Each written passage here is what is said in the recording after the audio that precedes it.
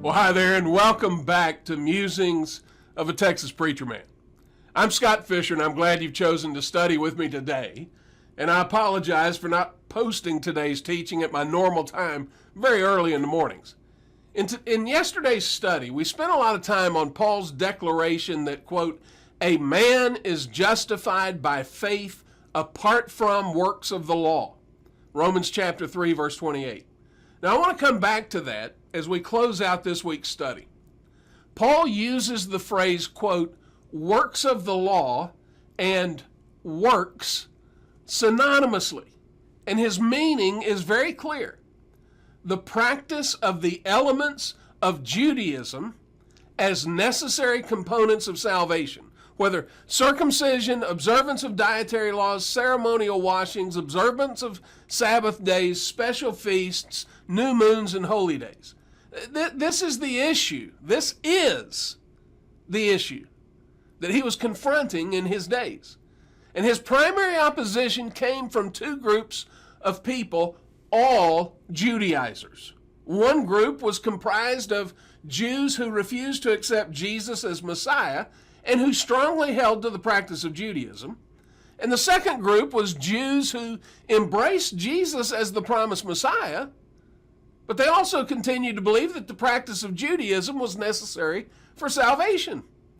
All of Paul's writings address this issue. Unfortunately, most contemporary evangelical Christians have been taught that works and works of the law mean something completely different from what Paul taught. Essentially, we've been taught that obedience to God or obedience to the teachings of Jesus is works. And nothing could be further from the truth. I even heard a very popular preacher say one day that repentance as necessary for salvation is works. For crying out loud, John the Baptist preached repentance. Jesus preached repentance. The apostles preached repentance. Paul preached repentance.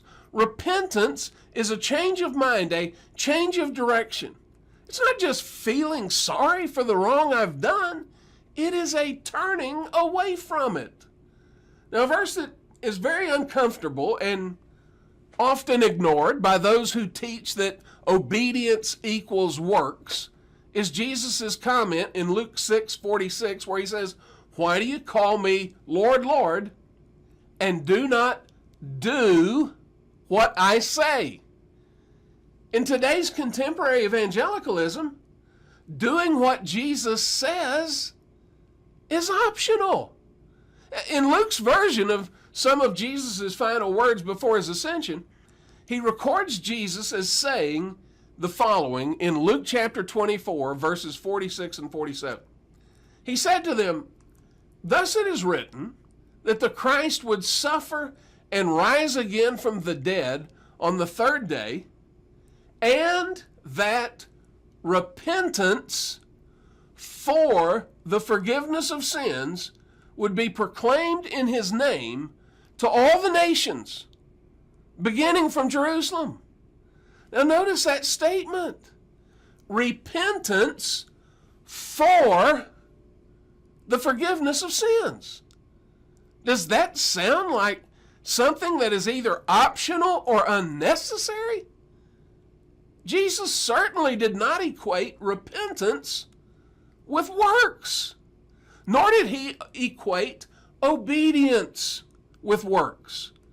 Jesus' statement about doing what he said immediately follows his teachings in the Sermon on the Mount. In Luke chapter 6, verses 35 and 36, he said, but love your enemies and do good and lend, expecting nothing in return, and your reward will be great, and you will be sons of the Most High. For he himself is kind to ungrateful and evil men. Be merciful, just as your Father is merciful. Now, the implication of verse 35 is that being a son of the Most High is contingent upon loving your enemies and being kind to ungrateful and evil men, fulfilling the law. by loving your neighbor as yourself. Jesus went on to say in verse 40 of Luke 6, a pupil is not above his teacher, but everyone after he has been fully trained will be like his teacher. Now clearly, Jesus is the teacher, and they and we are the pupils.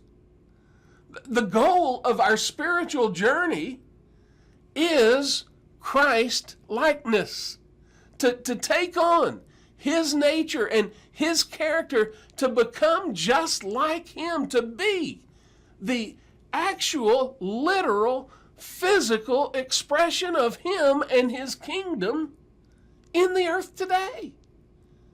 Jesus' teaching on this continues in verse 43.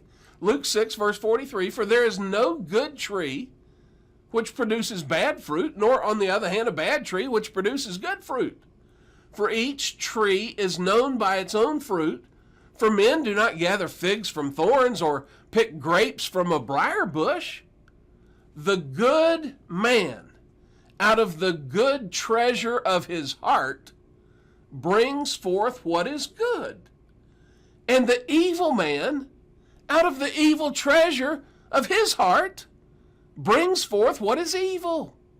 For the mouth speaks from that which fills his heart. Now again, what's he saying?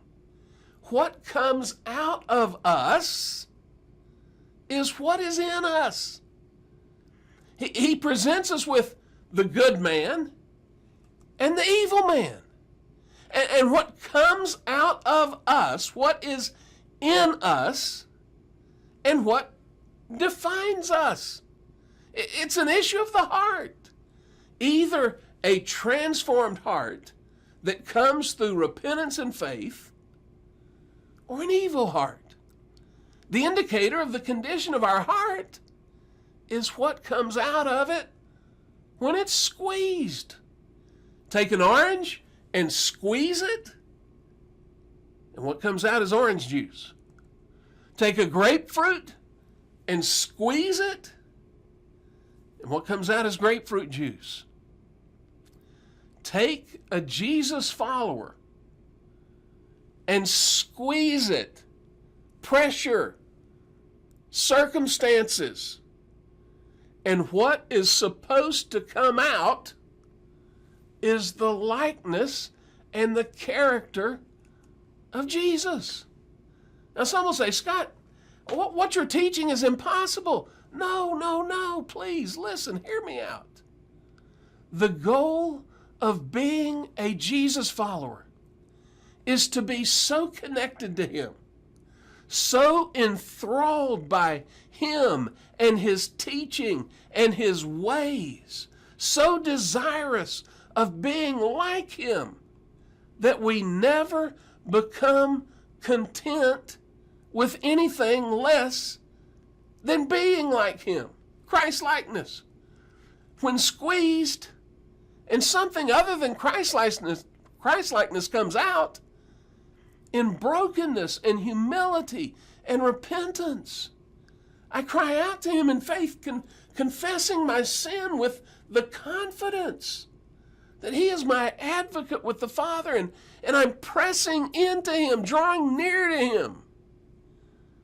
The problem comes when I begin to excuse and justify what is less than Christ-likeness. I explain it away. I continue in it. I never turn away from it. And so in verse 46, Jesus says, why do you call me Lord, Lord, and don't do what I say? Everyone who comes to me and hears my words and acts on them, I'll show you whom he's like. He's like a man building a house who dug deep and laid a foundation on the rock. And when a flood occurred, the torrent burst against that house and could not shake it because it had been well built. It had been built on the rock. He took the word, he heard the word, and he acted on it. Verse 49, but the one who has heard and has not acted accordingly is like a man who built a house on the ground without any foundation, and the torrent burst against it, and immediately it collapsed. And the ruin of that house was great. Hearing and embracing and acting upon the words of Jesus is the very definition of faith. Hearing and not acting upon them is destruction. Why do you call me Lord, Lord, and do not do what I say? Now, most American evangelicals recoil at this and immediately respond with, that's salvation by works. I'll quote Dallas Willard again from his book, Renewing the Christian Mind. People who do not intend to be inwardly transformed so that obedience comes naturally will not be transformed. God will not pick us up and throw us into transformed kingdom living, into holiness against our will. Now, here's the bottom line of what I'm saying. We cannot transform ourselves. Only Jesus can do that. But if I come to Him with no intention of being transformed, with no intention of actually obeying what He says, so that obedience to Christ comes naturally, I will not be transformed. Let me put it another way. If I'm content with anything less than Christ-likeness, I will never become like Him. The message of the gospel of the kingdom, is that we, through faith and repentance, total trust in Jesus, and adhering to Him, embracing Him, living in His presence, we can be transformed. We can be made new creatures in Him by the work of His Spirit within us. Folks, He loves us with a love that is incomprehensible. His desire for us is that we respond to Him in love. John said that we love because He first loved us. That we would love Him with all of our heart and all of our soul and all of our mind and all of our strength. I love Psalm 16:11. It's an incredible passage that describes what is available for all who will come to know Him. You will make known to me the path of life. In your presence is fullness of joy. In your right hand there are pleasures forever. Well, we're going to pick up right here on Tuesday morning next week. And we'll continue with Paul's discussion of the Jew-Gentile problem in Romans chapters 3 and 4 and the promised salvation that would come simultaneously with the promised destruction of the Judaistic system. I hope you'll be back with us on Tuesday morning as we continue to look at Paul's understanding of the coming judgment against Jerusalem, the avenging of the shedding of innocent blood, and this transition period from the old covenant to the new covenant. And let me encourage you, don't give up. Don't react. Don't ignore the Scriptures. If what I'm sharing with you goes against what you've always believed, don't be afraid or intimidated. Study the Word. Go back, review some of the previous episodes that we've shared. Follow the text of the Scriptures. Let the Scriptures be your source. wrestle with what the Scriptures have to say.